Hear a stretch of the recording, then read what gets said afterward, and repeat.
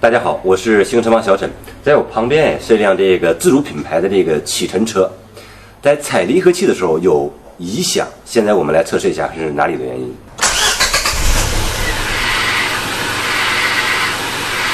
像这个声音呢，来自于这个分离轴承响的。待会儿我们把变速箱拆下来以后，来验证一下这个分离轴承在变速箱和发动机之间。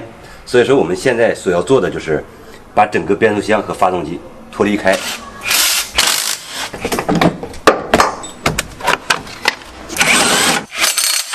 现在我们把变速箱和发动机分开。好，我们来验证一下这个分离轴承，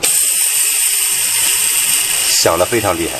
现在我们把这个新的分离轴承安装上去，分离轴承已经安装到位。现在我们把这个变速箱安装回去。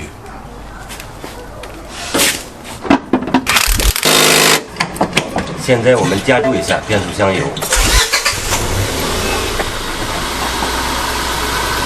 通过我们判断检修，现在已经恢复正常。